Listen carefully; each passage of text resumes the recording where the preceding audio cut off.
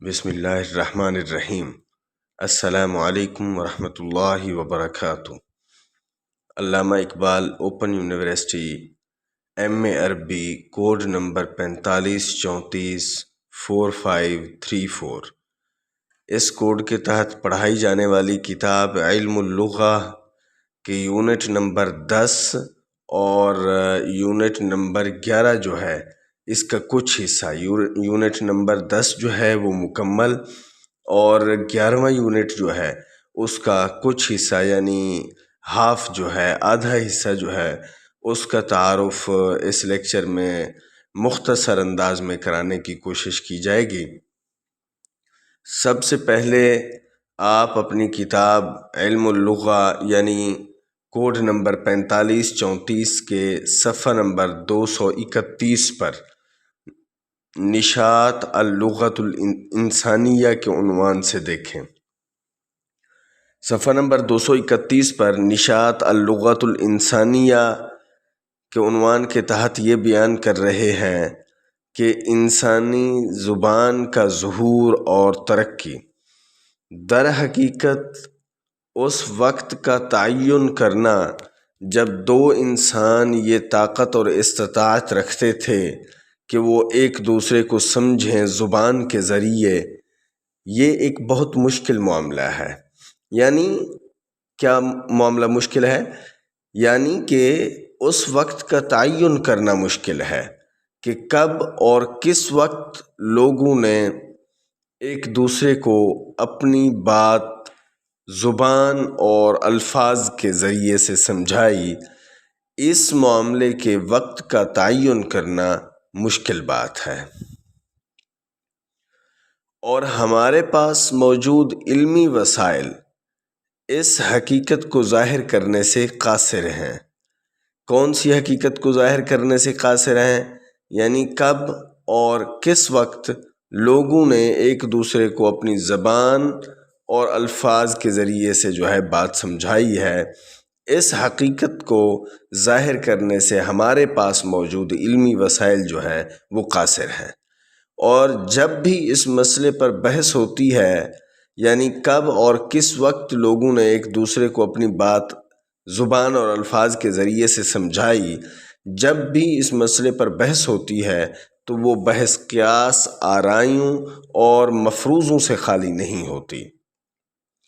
یعنی حقیقت ظاہر نہیں کر سکتے، صرف قیاس آرائی اور مفروضے بیان کیے جاتے ہیں۔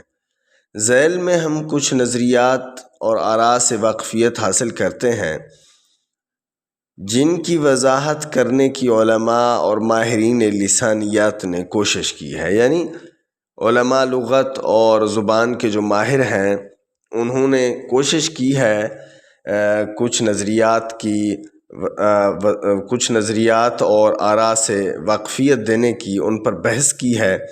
تو آپ کا کوڈ کہتا ہے کہ جن نظریات اور آراء پر علماء نے گفتگو کی ہے وہ ہم آپ کے سامنے ذیل میں جو ہے وہ بیان کرنا چاہتے ہیں، اور اس کا ترجمہ اس کنٹینٹ کا یہ ہے کہ ذیل میں ہم کچھ نظریات اور آراء سے واقفیت حاصل کرتے ہیں جن کی وضاحت کرنے کی علماء اور ماہرین لسانیات نے کوشش کی ہے۔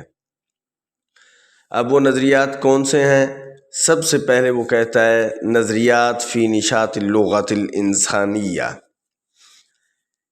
نظریات فی نشاط اللغۃ الانسانیہ سے اس کا مطلب یہ ہے کہ انسانی زبان کے نظریات کا ظہور اور ترقی۔ سب سے پہلا نظریہ جو ان نظریات میں سے ہے جن کا ماہرین لسانیات نے اور علم لغت کے علماء نے جو ہے جس کی وضاحت کرنے کی کوشش کی ہے، سب سے پہلا نظریہ جو ہے وہ ہے نظریۃ الوحی والالہام، یعنی وحی اور الہام کا نظریہ۔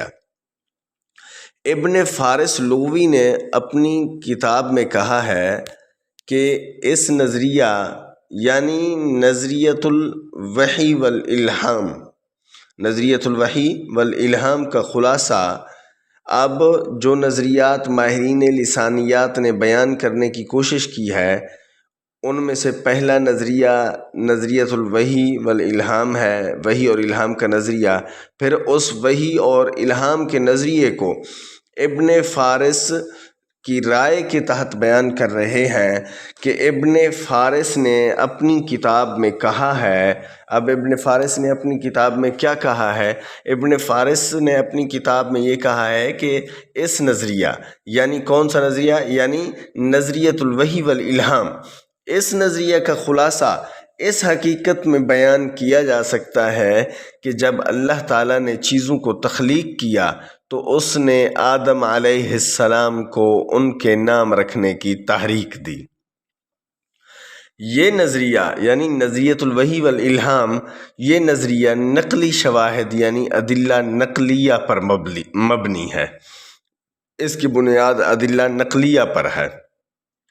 یہاں ایک عبارت آپ کو نظر آ رہی ہے جس میں لکھا ہے فَالْيَهُودُ وَالنَّصَارَى، تو اس سے دیکھیں، اس عبارت کا مطلب یہ ہے کہ پس یہود و نصارہ استدلال کرتے ہیں اس سے جو کہ وارد ہوا ہے تورات میں، کیونکہ ہم نے پیچھے آپ کے کوڈ نے ہمیں یہ بتایا ہے کہ نظریۃ الوحی والالہام جو ہے اس کی بنیاد ادلہ نقلیہ پر ہے۔ پھر یہ بات ثابت کرنے کے لیے کہ اس نظریہ کی بنیاد ادلہ نقلیہ پر ہے، اس بات کو ثابت کرنے کے لیے فَالْيَهُودُ وَالنَّصَارَى کی عبارت سے یہ بیان کر رہے ہیں کہ یہود و نصارہ استدلال کرتے ہیں اس سے جو کہ وارد ہوا ہے تورات میں۔ اب تورات میں کیا وارد ہوا ہے؟ دیکھیں ذرا، جو عبارت آپ کو نظر آ رہی ہے اس میں کہتے ہیں کہ تورات فرماتی ہے اور خداوند نے، تورات کیا فرماتی ہے؟ اور خداوند نے زمین پر رہنے والے جانوروں، یعنی بری جانور، زمین پر رہنے والے جانوروں اور آسمان میں رہنے والے تمام پرندوں، یعنی اوپر اڑنے والے، آسمان میں اڑنے والے اور آسمان میں رہنے والے تمام پرندوں کو حاضر کر دیا حضرت آدم علیہ السلام کی طرف، یعنی حضرت آدم علیہ السلام کے سامنے لے آئے، اور حضرت آدم علیہ السلام نے جس کو جس نام سے پکارا اس کا وہی نام پڑ گیا۔ پس آدم علیہ السلام نے نام رکھا تمام جانوروں، تمام پرندوں اور تمام خشکی پر رہنے والے حیوانات کا۔ یہ اب تورات کا نظریہ ہے۔ نظریۃ الوحی والالہام کے متعلق تورات کا جو نظریہ ہے وہ آپ پڑھ چکے ہیں۔ اب اس سے آگے صفحہ نمبر 232 ہے، اس پر یہ فرما رہے ہیں کہ ابن فارس لغوی نے اللہ تعالیٰ کے اس قول سے استدلال کیا ہے۔ اب پہلے جو ہے یہود و نصارہ کا نظریہ بیان کیا اور ان کے نظریہ کو تورات کی روشنی میں بیان کیا۔ پھر آگے جو ہے صفحہ نمبر 232 پر ابن فارس لغوی جو ہے وہ قرآن مجید سے ایک اللہ تعالیٰ کا فرمان جو ہے وہ نقل کرتے ہیں اور اس سے استدلال کرتے ہیں نظریۃ الوحی والالہام پر، اور وہ کیا ہے؟ وہ فرمان یہ ہے کہ وَعَلَّمَ آدَمَ الْأَسْمَاءَ كُلَّهَا ثُمَّ عَرَضَهُمْ عَلَى الْمَلَائِكَةِ، اور اللہ نے آدم علیہ السلام کو تمام نام سکھائے پھر فرشتوں کے سامنے پیش کیے، ٹھیک ہے نا۔ اب ابن فارس لغوی نے اس کی تفسیر کرتے ہوئے فرمایا کہ ابن عباس فرماتے ہیں کہ اس کو تمام نام سکھا دیے، اس کو تمام نام سکھا دیے، یعنی آدم علیہ السلام کو تمام نام سکھا دیے، اور وہ ایسے نام ہیں جنہیں لوگ جانتے ہیں جیسے جانور۔ یعنی اب سوال یہ ہے کہ آدم علیہ السلام کو نام سکھا دیے، پھر آگے اس کو واضح کر رہے ہیں کہ وہ نام کس نوعیت کے تھے جو آدم علیہ السلام کو سکھائے، وہ نام کس نوعیت کے تھے، کیسے نام تھے، تو ان کے بارے میں بتایا کہ وہ ایسے نام ہیں جنہیں لوگ جانتے ہیں جیسے جانور، زمین، میدان، پہاڑ اور گدھا وغیرہ، اور اس کے مشابہ جو کہ دیگر قوموں میں سے تھے، یعنی ان الفاظ کے مشابہ جو دیگر قومیں بھی الفاظ استعمال کرتی تھیں اور انہی الفاظ سے وہ الفاظ ملتے جلتے تھے۔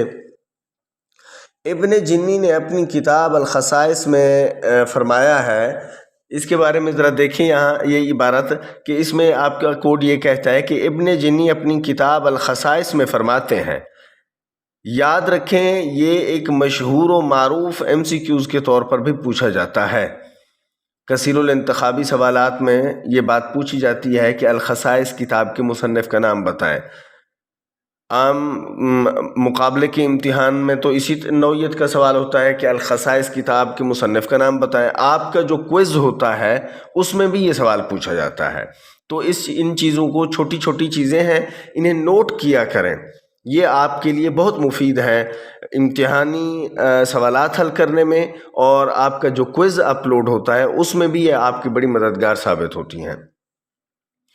ابن جنی اپنی کتاب الخصائص میں فرماتے ہیں اس کی یہ تعویل جائز ہے کہ آدم علیہ السلام قادر تھے ان کے وضع کرنے پر، جو یعنی کہ ہم نے تورات میں پڑھا اور جو قرآن مجید میں پڑھا، یعنی دو نظریات ہم نے پڑھے۔ ایک تورات سے ہمیں نظریہ پڑھایا گیا یہود و نصارہ کا، دوسرا جو ہے وہ قرآن مجید سے وعلم آدم الاسماء کلہا ثم عرضہم علی الملائکہ پڑھایا گیا۔ پھر ابن جنی جو اپنی کتاب الخصائص میں اس کی تعویل بیان کر رہے ہیں، وہ یہ ہے کہ آدم علیہ السلام قادر تھے ان کے وضع کرنے پر، یعنی ان اسماء کے وضع کرنے پر، مقرر کرنے پر، چیزوں کے نام رکھنے پر آدم علیہ السلام کیا تھے؟ قادر تھے۔ آگے نظریۃ المواضع والاصطلاحات، اس سے دیکھیں، اس کے تحت یہ بیان کرنا چاہتے ہیں کہ ابن جنی نے اس نظریہ کا تذکرہ کرتے ہوئے کہا کہ زبان کی ابتدا کے لیے مواضع کا ہونا ضروری ہے۔ ابن جنی نے اس نظریہ کا، یعنی کون سے نظریہ کا؟ نظریۃ المواضع والاصطلاح، اس نظریہ کو جب علامہ ابن جنی نے بیان کیا تو اس کے متعلق پھر یہ فرمایا کہ اس نظریہ کے لیے یعنی اس نظریہ کے تحت زبان کی ابتدا کے لیے مواضع کا ہونا ضروری ہے، اور یہ وہ وقت ہوتا ہے جب 2 یا 3 یا اس سے بھی زیادہ لوگ اکٹھے ہوتے ہیں، یا اس سے بھی زیادہ عقل مند لوگ اکٹھے ہوتے ہیں اور انہیں چیزوں کی وضاحت کرنے کی ضرورت ہوتی ہے۔ یہ وہ وقت ہوتا ہے، اس لیے وہ ان میں سے ہر ایک کو ایک نام دیتے تھے، اور ایسا کلمہ جو اس پر دلالت کرے اور وہ بے پرواہ کر دے اسے آنکھوں کے سامنے لانے سے۔ یہ جملہ ذرا سمجھنے کی کوشش کریں، اور ایسا کلمہ جو اس پر دلالت کرے اور وہ بے پرواہ کر دے اسے آنکھوں کے سامنے لانے سے، یعنی کہ ایسا کلمہ کسی چیز کے لیے تجویز دیا جائے جو اس کی اس طرح نمائندگی کرے کہ اس چیز کو آنکھوں کے سامنے لائے بغیر جو ہے اس کی حیت کو اور کیفیت کو سمجھا جا سکے، ٹھیک ہے نا؟ یعنی ایسا کلمہ جو اس پر دلالت کرے، جو اس چیز پر دلالت کرے، یا جو اس چیز کی نمائندگی کرے، یا جو اس چیز کو آپ کہہ سکتے ہیں کہ جو اس چیز کو کما حقہ بیان کرے۔ اب کوئی کلمہ کسی چیز کو، کوئی لفظ کسی چیز کو کما حقہ بیان کرے گا تو تبھی جا کر اس چیز کو آنکھوں کے سامنے لائے بغیر سمجھا جا سکے گا۔ اگر کوئی کلمہ کسی چیز کو کما حقہ بیان نہیں کرتا تو یاد رکھیں پھر اسے آنکھوں کے سامنے لائے جانے کی ضرورت محسوس ہوتی ہے۔ کسی چیز کو آنکھوں کے سامنے لائے جانے کی ضرورت اس وقت محسوس نہیں ہوتی جب اس کی نمائندگی کلمات اور الفاظ کے ذریعے کما حقہ کی جاتی ہے۔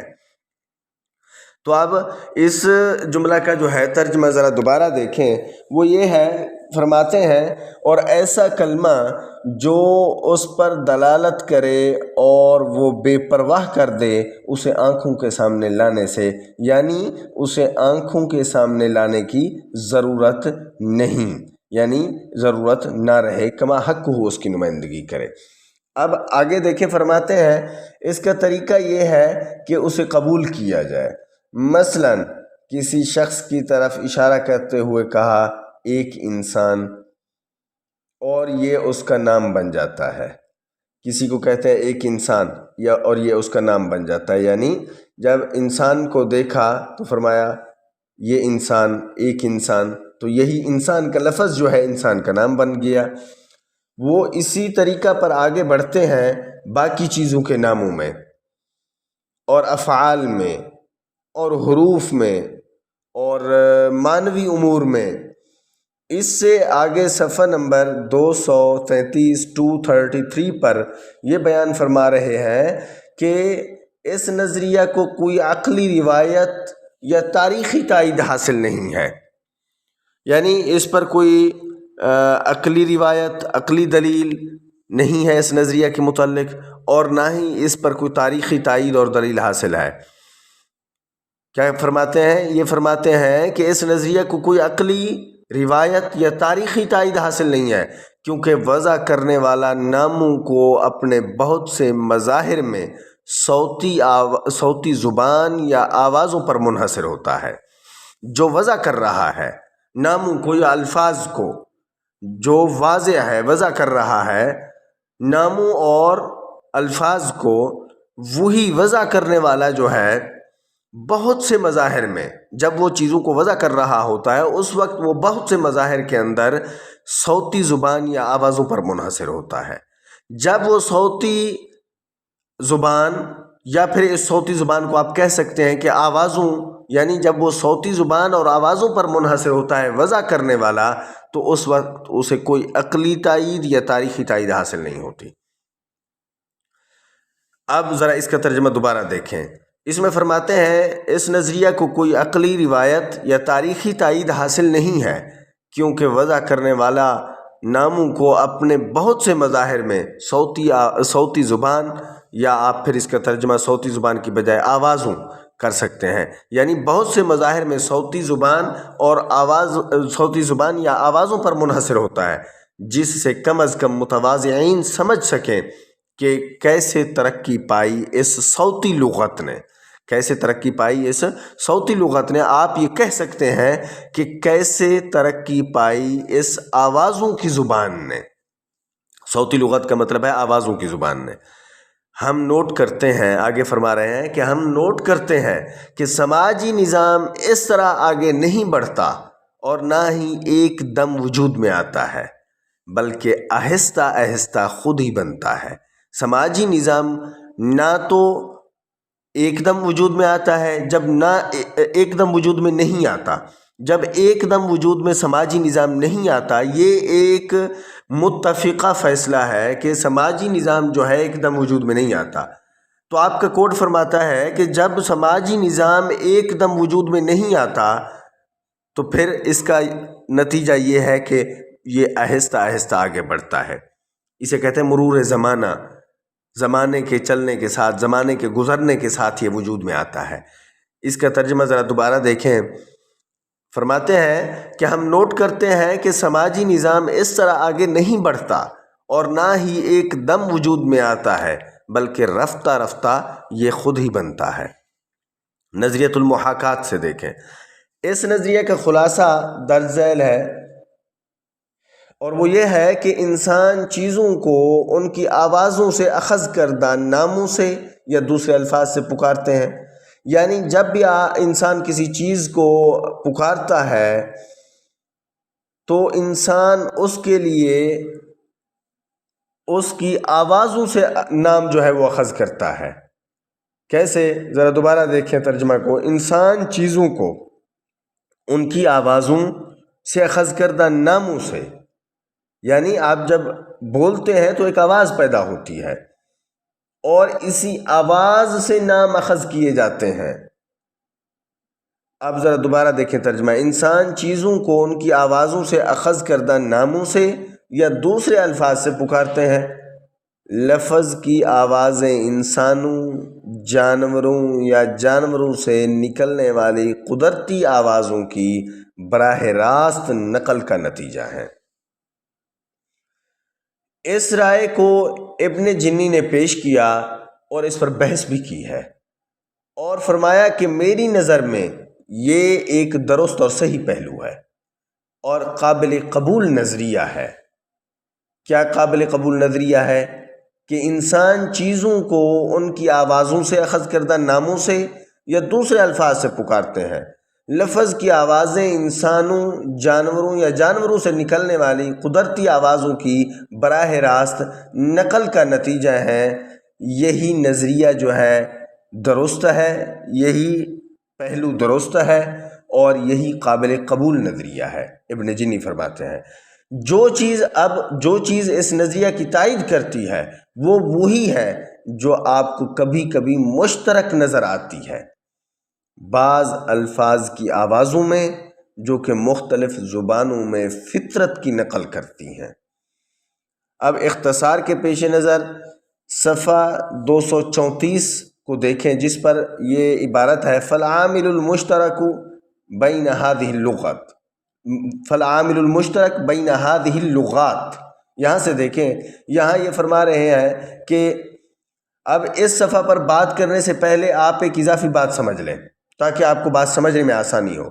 یہاں ایک اضافی بات سمجھیں، اور اضافی بات یہ ہے کہ دراصل آپ کے کوڈ نے پچھلے صفحہ پر ایک لفظ ذکر کیا ہے جسے ہم نے اختصار کی وجہ سے چھوڑ دیا ہے، اور اس لفظ کا معنی ہوتا ہے سرگوشی۔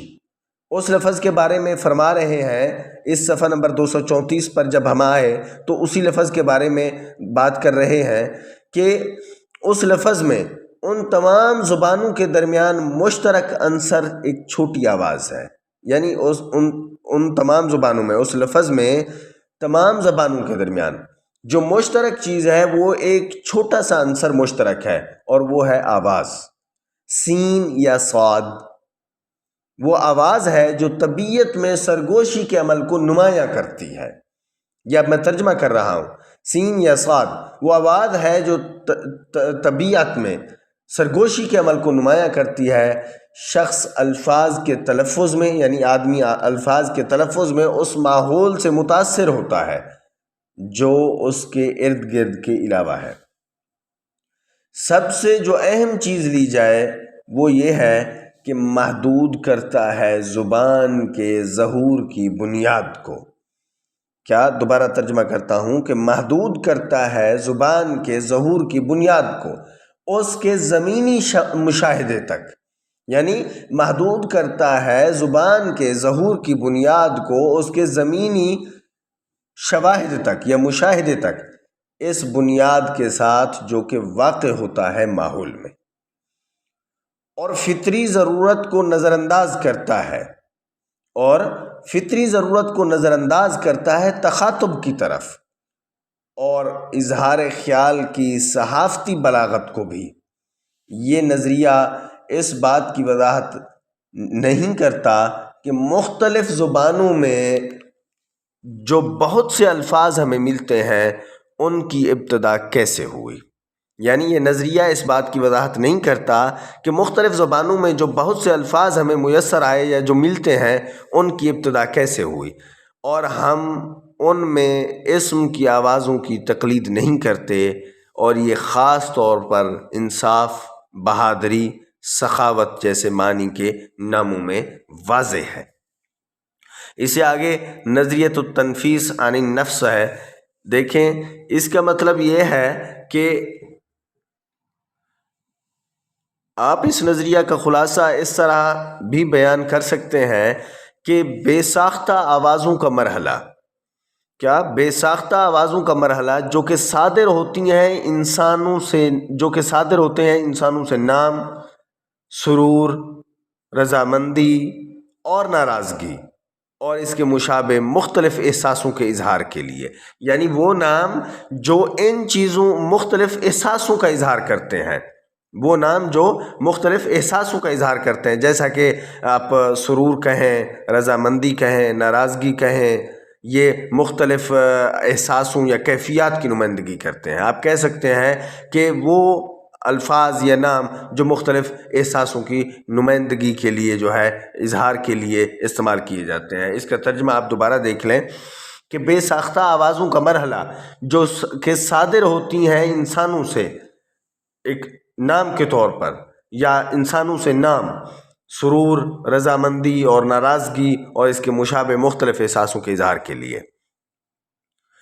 پھر یہ آوازیں وقت کے ساتھ ساتھ تیار ہوئیں، یہاں تک کہ وہ الفاظ بن گئی. پہلے آوازیں تھیں، پھر آہستہ آہستہ تیار ہوتی رہیں، مرور زمانہ کے ساتھ وقت گزرتا رہا، یہ تیار ہوتی رہیں، یہاں تک کہ یہ پھر مکمل ایک لفظ بن گئی، باقاعدہ الفاظ کی شکل انہوں نے اختیار کر لی.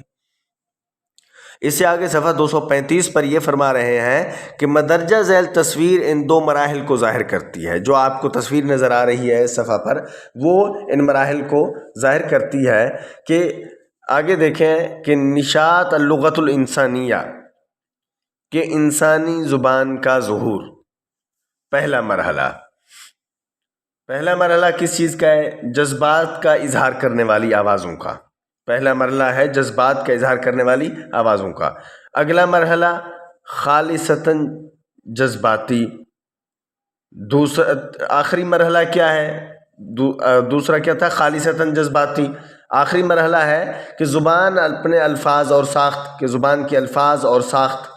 اب آپ لفظی ترجمہ اگر اس آخری مرحلے کا کرنا چاہیں تو وہ یہ ہے کہ زبان اپنے الفاظ اور ساخت کے ساتھ. اب اس نظریہ کی خصوصیت یہ ہے کہ یہ منسوب ہے انسانی زبان کی نشاط کی طرف، انسانی زبان کے ظہور کی طرف، یا انسانی زبان کی ترقی کی طرف. بلکہ آپ ظہور کا معنی کر دیں.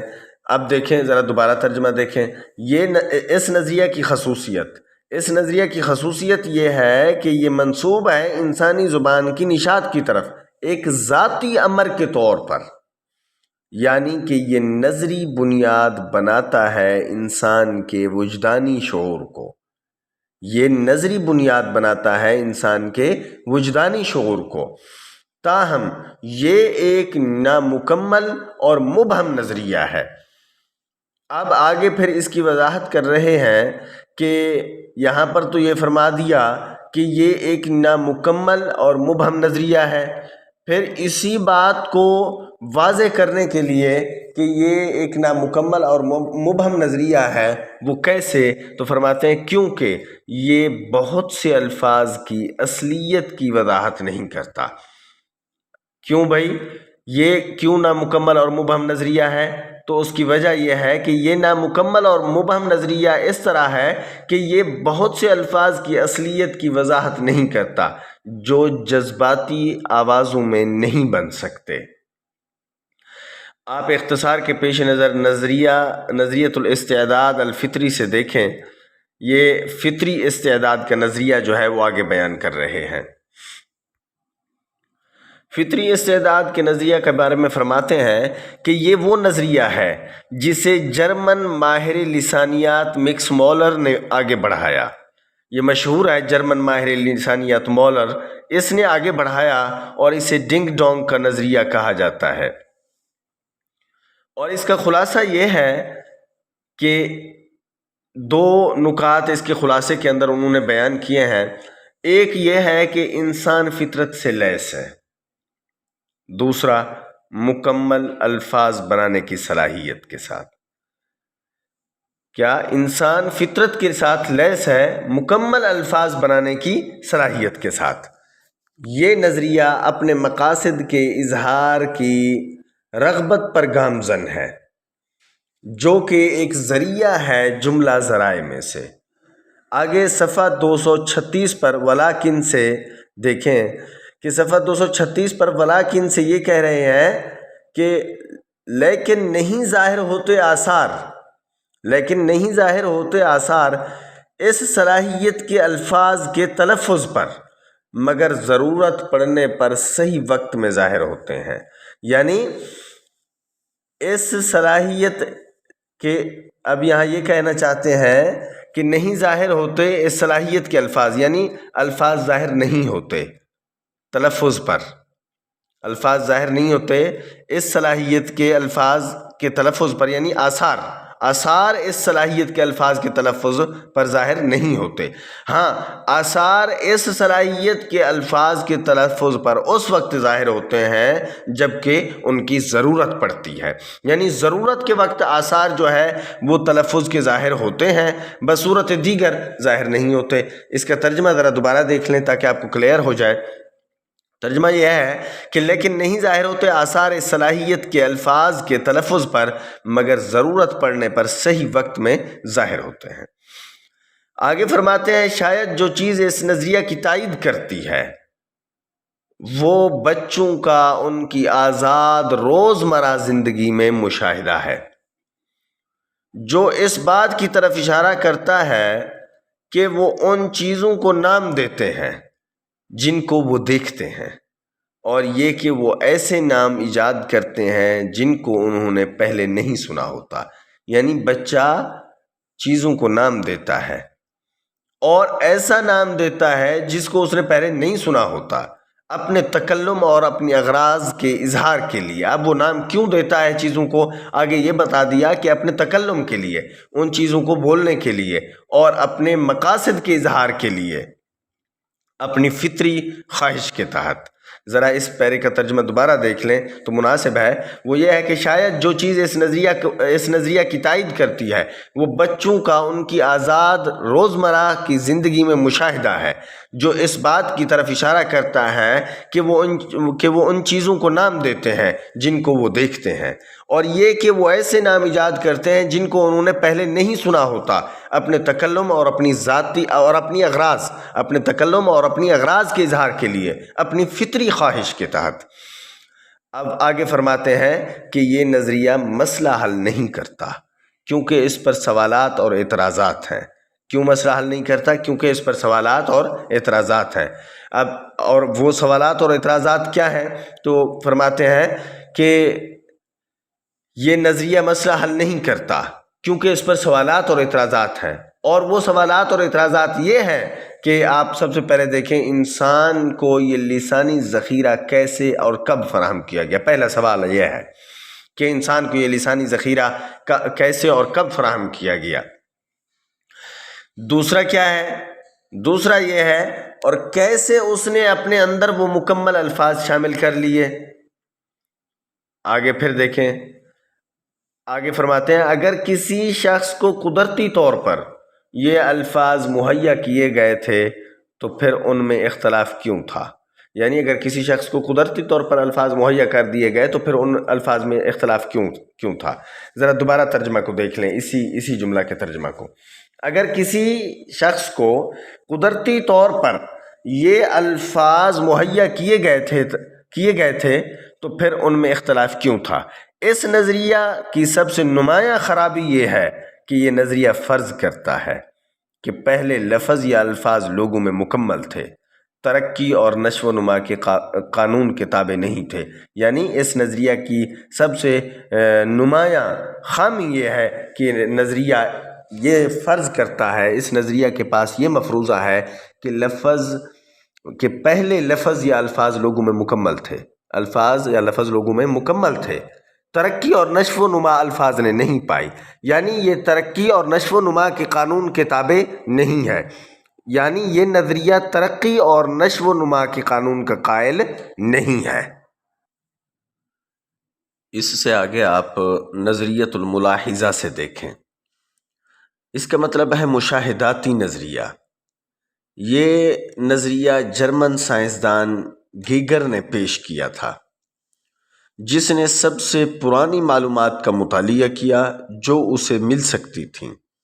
جتنی پرانی معلومات اسے مل سکتی تھیں اس نے ان کا مطالعہ کیا۔ پہلی لسانی آوازوں میں سے، یعنی جتنی پرانی معلومات لسانی آوازوں کے متعلق اسے میسر تھیں اس جرمن سائنسدان کو، اس نے ان کا مطالعہ کیا۔ اس نظریے کی وضاحت کے لیے جو مشاہداتی نظریہ ہے، اس مشاہداتی نظریہ کی وضاحت کے لیے آپ کا کوڈ فرماتا ہے کہ ہم درج ذیل نکات ذکر کرتے ہیں۔ وہ نکات کون سے ہیں؟ پہلے نمبر پر دیکھیں، قدیم ترین لسانی آوازیں انسانی افعال یا اشاروں کا اظہار کرتی ہیں۔ کیا؟ قدیم ترین لسانی آوازیں جنہیں ہم اصوات کہتے ہیں، قدیم ترین لسانی آوازیں انسانی افعال یا اشاروں کا اظہار کرتی ہیں۔ یہ اعمال اور نشانیاں وہی ہیں جنہوں نے پہلے آدمی کی توجہ حاصل کی اور یہ وہ ہیں جو کہ پہلے انسان جانتا تھا اپنے دوسرے بھائی انسان کے متعلق، لہٰذا یہ اعمال اور اشارات اس کے اندر راسخ ہو گئے اور اسے ایک مضبوط مقام دیا۔ صفحہ نمبر 237 237 کو اختصار کی وجہ سے ذکر نہیں کیا، چونکہ اس پر کوئی اتنی امپورٹنٹ اور اہم چیز نہیں تھی، اس لیے اسے جو ہے وہ نظر انداز کیا ہے۔ آپ صفحہ نمبر 238 پر نظریۃ التطور اللغوی جو ہے اسے دیکھیں، یعنی لسانی ترقی کا نظریہ۔ اس نظریہ کے مصنفین ڈارون کے نظریہ ارتقاء سے متاثر تھے۔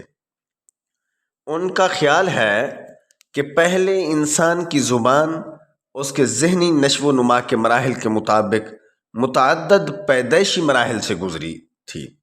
کیا کس نظریے سے متاثر تھے؟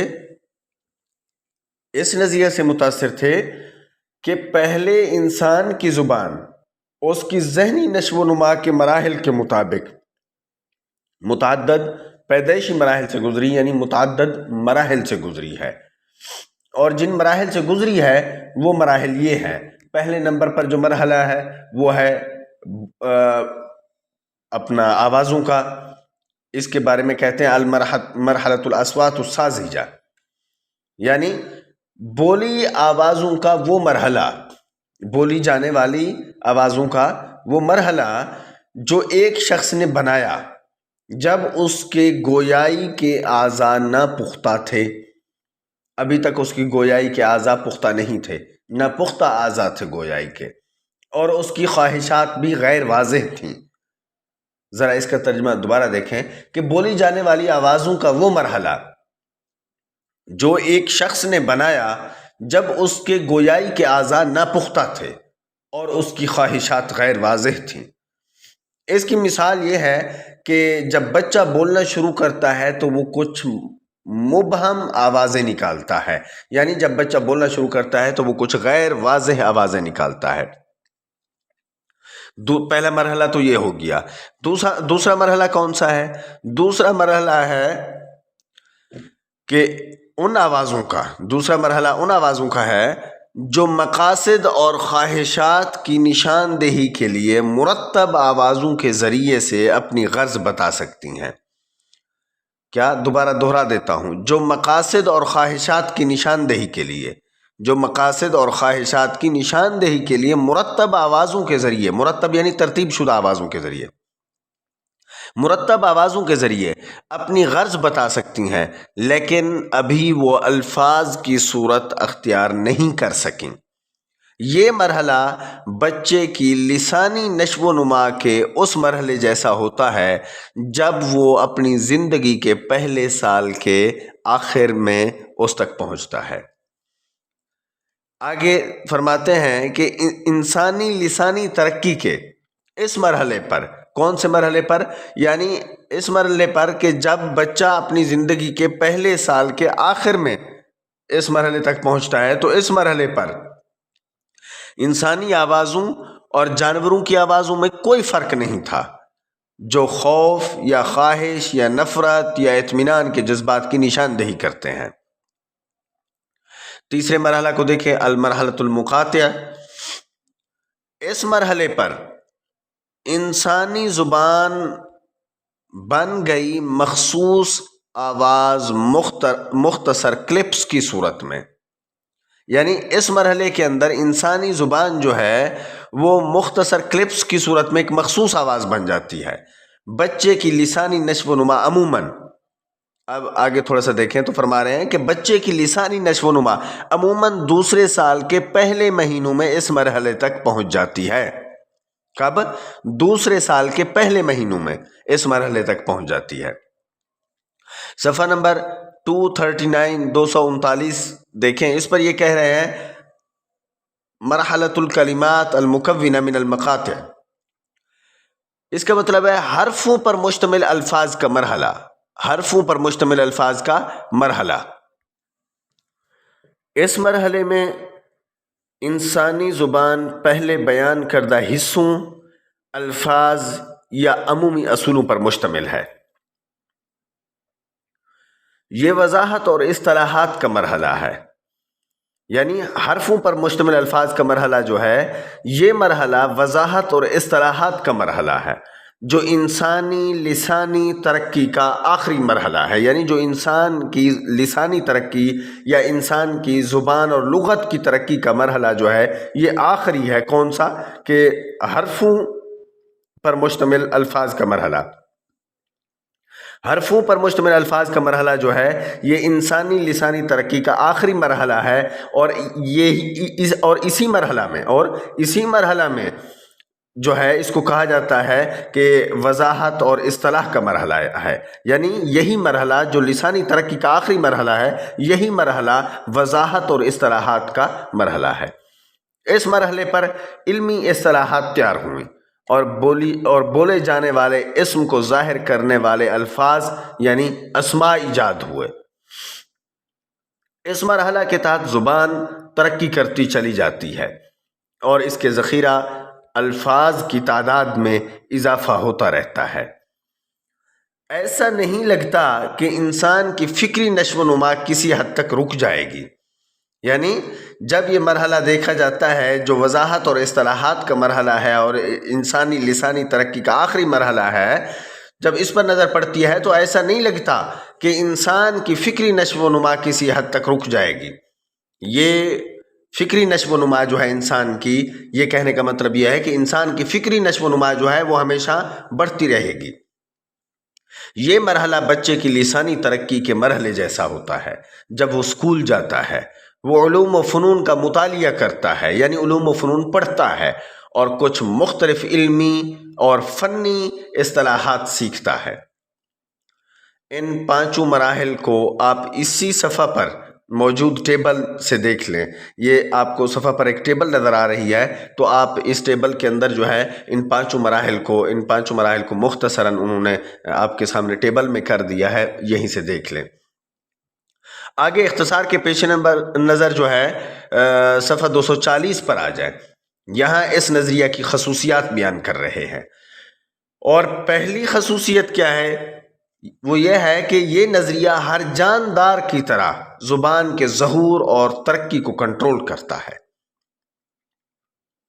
یہ ایک سادہ لو بچے کی طرح پروان چڑھتا ہے، جو اپنی فطرت اور جس ماحول میں پروان چڑھتا ہے اس کی وجہ سے کچھ بنتا ہے۔ دوسرا دیکھیں، اس کے بارے میں یہ فرما رہے ہیں کہ یہ نظریہ اس بات کی وضاحت کرتا ہے کہ یہ نظریہ اس بات کو نہیں مانتا کہ زبان کے ظہور اور اس کی ترقی میں ایک سے زیادہ عوامل تھے۔ یعنی یہ نظریہ اس بات کی وضاحت کرتا ہے کہ اس نظریہ کے تحت اس بات کو نہیں تسلیم کیا جاتا، نہیں مانا جاتا، اور وہ بات کون سی ہے کہ جسے تسلیم نہیں کیا جاتا، نہیں مانا جاتا؟ وہ یہ ہے کہ زبان کے ظہور اور اس کی ترقی میں ایک سے زیادہ عوامل ہیں۔ یہ ممکن ہے کہ انسان بولی جانے والی آوازوں کی پیداوار سے متاثر ہوئے ہوں، یا جانوروں کی آوازوں یا قدرتی مظاہر کے بارے میں جو کچھ سنا گیا اس کے مطابق ڈھال لیا گیا۔ یہ سب سے مشہور نظریات ہیں۔ آگے آپ کے کوڈ والے فرماتے ہیں کہ یہ سب سے مشہور نظریات ہیں جو انسانی زبان کے ظہور کی وضاحت کرتے ہیں، اور اس سلسلے میں اور نظریات بھی موجود ہیں۔ آگے فرماتے ہیں لیکن ہم نے ان کو سابقہ نظریات اور آراء میں شامل کرنے کے لیے نظر انداز کر دیا ہے۔ یعنی سابقہ جو ابھی فرماتے ہیں، جو ابھی ہم نے بیان کیے ہیں، ان بیان شدہ نظریات یا بیان کیے جانے والے خیالات اور نظریات جو ہیں، ان کے اندر ہم نے ان نظریات کو شامل کرنے میں جو ہے نظر انداز کیا ہے۔ باقی جو نظریات موجود ہیں جنہیں آپ کے کوڈ نے بیان نہیں کیا۔ لیکن کیا یہ نظریات، آگے فرماتے ہیں، ایک سوال کر رہے ہیں، لیکن جو ابھی تک بیان ہوئے یا جو بیان نہیں ہوئے، جنہیں آپ کے کوڈ نے فرمایا کہ ہم نے ان کو سابقہ نظریات اور آراء میں شامل کرنے کے لیے جو ہے نظر انداز کر دیا ہے، ان تمام نظریات کے بارے میں فرما رہے ہیں کہ لیکن کیا یہ نظریات لغت انسانی کی نشاط کے کسی موضوع کے واضح حل تک پہنچ چکے ہیں؟ جب یہ سوال کیا جاتا ہے تو آگے فرماتے ہیں تو یقیناً اس کا جواب نہیں ہے، اور اس کی بڑی وجہ یہ ہے کہ نیچے دیکھیں جو سٹارز لگے ہوئے ہیں کہ پہلے نمبر پر فرما رہے ہیں کہ اس کے لیے تاریخی شواہد کی کمی ہے، اس کے لیے تاریخی شواہد کی کمی ہے۔ دوسرا، علمی ضوابط کی عدم فراوانی اور فراہمی، علمی ضوابط کی عدم فراوانی اور فراہمی جو کہ پہنچائیں حقیقت تک۔ آگے آخر میں فرماتے ہیں تیسرا پوائنٹ جو ہے ما بعد طبیعاتی فلسفے سے موضوع کی مطابقت، جو کہ باہر کر دیتی ہے محقق کو علمی حقائق کے دائرہ کار سے۔ یہ وجوہات ہیں کہ جن کی بنیاد پر یہ نظریات لغت انسانی کی نشاط کے موضوع کے واضح حل تک نہیں پہنچ سکے۔ یہ وجوہات ہیں جو تین انہوں نے بیان کر دی ہیں۔ اس سے آگے دوسرے یونٹ میں زبانوں کی درجہ بندی کو بیان کر رہے ہیں۔ آپ یونٹ کے صفحہ نمبر 251 251 کو دیکھنے سے پہلے ذرا ایک اور چیز دیکھ لیں، وہ یہ ہے کہ دیکھیں جو ہم نے ابھی تک یونٹ پڑھا، ہم نے اسے صفحہ نمبر 231 سے شروع کیا، نشاط اللغت الانسانیہ سے۔ سب سے پہلے یاد رکھیں کہ یہ جو لیکچر آپ کے سامنے آپ جسے سن رہے ہیں یہ 1.5 یونٹ پر مشتمل ہے۔ 10واں یونٹ مکمل ہے اور 11واں آدھا ہے، اور ہم نے اس کوڈ کا آغاز 231 صفحہ پر نشاط اللغت الانسانیہ سے کیا۔ پھر ہم نے انسانی زبان کی جو ہے نا نشاط کے نظریات کو بیان کیا، اور ان کے اندر سب سے پہلا نظریہ جسے ہم نے بیان کیا وہ ہے نظریۃ الوحی والالہام، یعنی وحی اور الہام کا نظریہ۔ اور اس کے بعد پھر ہم نے اس پر تھوڑے سے کہا تھا کہ جی ابن فارس کو ہم نے اس پر بیان کیا، اور کچھ ادلہ نقلیہ جو ہے بیان کیے، جیسا کہ یہود اور نصارہ کا ایک نظریہ تھا جو ہم نے بیان کیا تورات میں سے، اور اسی طرح ایک اپنا ہم نے صفحہ نمبر 232 پر میرے خیال میں جو ہے قرآنی نظریہ بھی بیان کیا ہے، اور قرآنی نظریہ یہ ہے کہ وَعَلَّمَ آدَمَ الْأَسْمَاءَ كُلَّهَا ثُمَّ عَرَضَهُمْ عَلَى الْمَلَائِكَةِ، اسے ہم نے بیان کیا۔ اس کے بعد ہم نے نظریۃ المواضع والاصطلاح کو بیان کیا ہے، اور اس کے بعد ہم نے تھوڑا سا ابن جنی کا تذکرہ کیا ہے جیسا کہ اوپر سے چلا آ رہا تھا، اور ہم نے یہ بھی بتایا کہ اس نظریہ کی کوئی عقلی روایت یا تاریخی تائید حاصل نہیں ہے۔ بہرحال اس کے بعد جو ہے نا ہم نے نظریۃ المحاکات کو بیان کیا ہے، اور پھر اس نظریۃ المحاکات جو ہے اس کا ہم نے مختصر سا خلاصہ ایک عرض کر دیا ہے۔ اور اس کے بعد جو ہے نا ہم نے فالعامل المشترک بین هذه اللغات جو ہے اسے بیان کیا ہے، اور یہاں پر ایک چھوٹا سا لفظ تھا اس کی ہم نے وضاحت کی تھی۔ اور اس کے بعد ہم نے نظریۃ التنفیس عن النفس جو ہے اس کے بارے میں کچھ بیان کیا ہے، اس کی تھوڑی سی مختصر سی وضاحت دی ہے۔ اس کے بعد نشاط اللغت الانسانیہ، ٹھیک ہے نا جی، اس کو بیان کیا ہے۔ اس میں 3 مراحل ہیں، ان کو بیان کیا ہے 1 2 3 کے تحت، عناوین کے تحت جو ہے اس کا تھوڑا سا ایک انٹروڈکشن دیا۔ اس کے بعد ہم نے نظریہ الاستعداد الفطری جو ہے اسے بیان کیا ہے، یعنی فطری استعداد کا نظریہ۔ اور اس کے بعد ہم نے یہاں پر اپنا یہ سوال بیان کیا کہ جو ہے نا یہ نظریہ مسئلہ حل نہیں کر سکتا، پھر کیوں نہیں حل کر سکتا؟ کیونکہ اس پر اعتراضات ہیں، اور وہ اعتراضات کیا ہیں، ٹھیک ہے نا جی، وہ ہم نے ذکر کر دی ہے۔ اس کے بعد ہم نے نظریۃ الملاحظہ یعنی مشاہداتی نظریہ کو بیان کیا، اور اس کے بعد ہم نے 237 صفحہ، میں آپ کی یاد دہانی کے لیے عرض کر دوں کہ 237 صفحہ جو ہے اختصار کی وجہ سے ہم نے حذف کر دیا، بیان ہی نہیں کیا، کیونکہ وہ جو ہے نا اتنی امپورٹنٹ نہیں تھا۔ ہم نے 36 سے 28 پر 36 سے 38 پر چلے گئے، 236 سے لے کر 238 پر چلے گئے۔ نظریۃ التطور اللغوی کو بیان کیا، یعنی لسانی ترقی کا نظریہ جو ہے اسے بیان کیا۔ پھر اس کے مرحلے جو ہیں، مراحل، ان کو بیان کیا۔ پہلا مرحلۃ الاصوات السازجہ کو بیان کیا، دوسرا مرحلہ بھی اسی طرح آوازوں کا ہے، اس کو بیان کیا۔ اسی طرح ہم نے تیسرے مرحلے پر پھر آگئے ہم المرحلۃ المقاطع، اس کو بیان کیا۔ اس کے بعد ہم نے صفحہ نمبر 239 کے اوپر مرحلۃ الکلمات المکونہ من المقاطع، یعنی حرفوں پر مشتمل الفاظ کا جو مرحلہ ہے اس کا ذکر کیا ہے۔ یہ اس کے بعد ہم آئے ہیں اپنا، اس سے آگے جو ہے ہم اب دوسرے یونٹ میں آ گئے ہیں۔ تو دوسرے یونٹ میں زبانوں کی درجہ بندی کو بیان کر رہے ہیں۔ آپ دوسرے یونٹ کے صفحہ نمبر 251 251 سے دیکھیں، یہاں ہے فکرہ تصنیف اللغات، زبانوں کی درجہ بندی کا خیال۔ ماہرین لسانیات کا خیال ہے کہ انسانی زبانوں کی 3 بنیادوں پر درجہ بندی کی جا سکتی ہے۔ انسانی زبانوں کی 3 بنیادوں پر درجہ بندی کی جا سکتی ہے۔ یہاں پر میں مختصراً عرض کرتا چلوں کہ دوسرے یونٹ کا جو حصہ ہم عرض کر رہے ہیں اس میں انتہائی اختصار سے کام لیا جائے گا۔ اب دیکھیں، ماہرین لسانیات کا خیال ہے کہ انسانی زبانوں کی 3 بنیادوں پر درجہ بندی کی جا سکتی ہے۔ 1، جغرافیائی علاقے یا جغرافیائی بنیاد پر، یعنی پہلی درجہ بندی جو زبانوں کی جائے گی، ہم نے کہا کہ 3 انسانی زبانوں کی 3 بنیادوں پر درجہ بندی کی جا سکتی ہے۔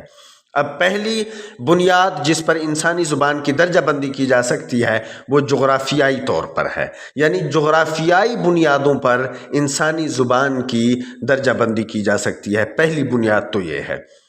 دوسری، التصنیف التشکیلی، یعنی ان 3 بنیادوں میں سے جن پر انسانی زبانوں کی درجہ بندی کی جا سکتی ہے، ان میں سے پہلی جغرافیائی بنیاد اور اساس ہے، اور دوسری التصنیف التشکیلی ہے، اور اسی طرح تیسری جس پر انسانی زبانوں کی درجہ بندی کی جا سکتی ہے وہ ہے لغت کا جینیٹک ریلیشنز، یعنی تیسری بنیاد کہ وہ تصنیف کرنا، تیسری بنیاد کا ذرا ترجمہ دیکھیں، تیسری بنیاد کہ وہ تصنیف کرنا ہے لغت کا جینیٹک ریلیشنز کی بنیاد پر۔ ہم ذیل میں ہر ایک پر جو ہے ہر ایک کی بنیاد پر بات کرتے ہیں، آپ کا کوڈ فرماتا ہے۔ اب دیکھیں، کہتے ہیں کہ اس کی یہ 3 بنیادیں ہیں۔ الاساس الاول، پہلی بنیاد، جیسے اوپر انہوں نے تذکرہ کیا، الاساس الاول، پہلی بنیاد۔ الاساس جغرافیائی بنیاد ہے، پہلی بنیاد۔ دیکھیں آگے فرماتے ہیں، جیسا کہ نام سے واضح ہے، یعنی جیسا کہ نام سے ظاہر ہے کہ زبانیں تصنیف کی جاتی ہیں مختلف جغرافیائی علاقوں کی بنیاد پر۔ ہمیں وہاں یورپی زبانیں، افریقی زبانیں، ایشیائی زبانیں، امریکی زبانیں اور آسٹریلوی زبانیں ملتی ہیں۔ اختصار کے پیش نظر اسی صفحہ کی آخری سطر والتصنیف الجغرافی سے دیکھیں۔ اس سے یہ کہہ رہے ہیں اگرچہ جغرافیائی درجہ بندی، اس سے جو مفہوم بیان کیا جا رہا ہے وہ یہ ہے کہ اگرچہ جغرافیائی درجہ بندی غیر علمی بنیادوں پر ہے لیکن یہ بعض پہلوؤں میں مفید بھی ہے، یعنی اگرچہ غیر علمی بنیادوں پر ہے لیکن اس کے باوجود بھی یہ مفید ہے۔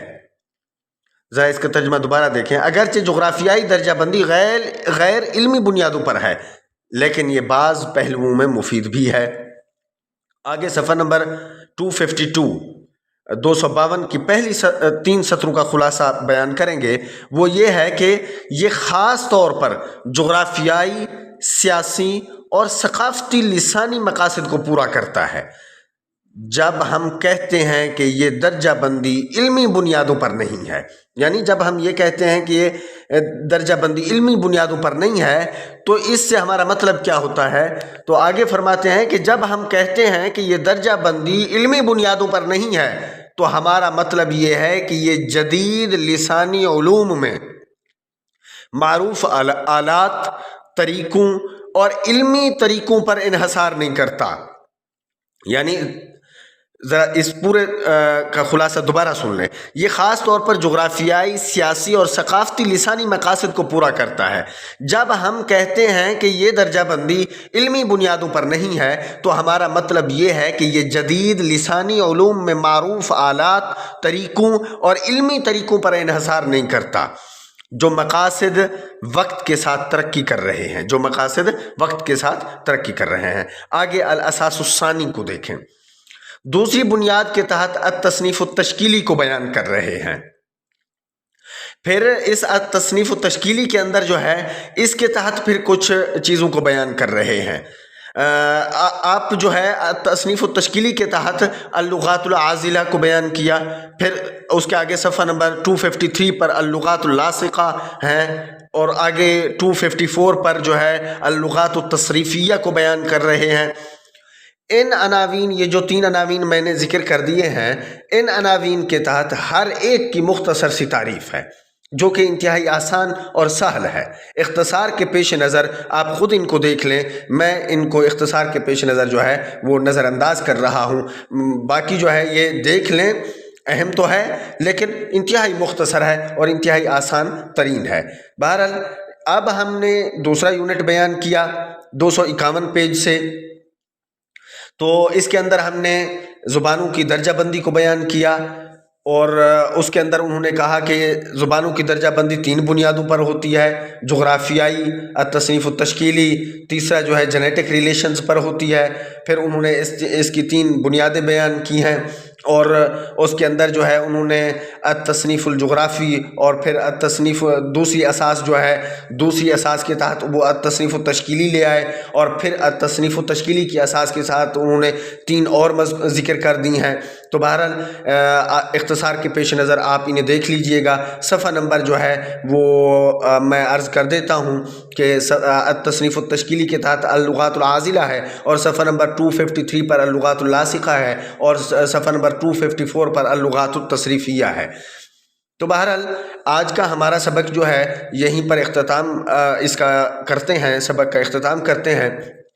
اس کے علاوہ میں یہ عرض کرتا ہوں، اکثر اپنے اسباق کے اندر یہ عرض کرتا رہتا ہوں کہ میرا جو یوٹیوب چینل ہے جس پر آپ یہ لیکچر سن رہے ہیں، اس کا نام ہے AIOU عربک لرننگ ود انیس الرحمن۔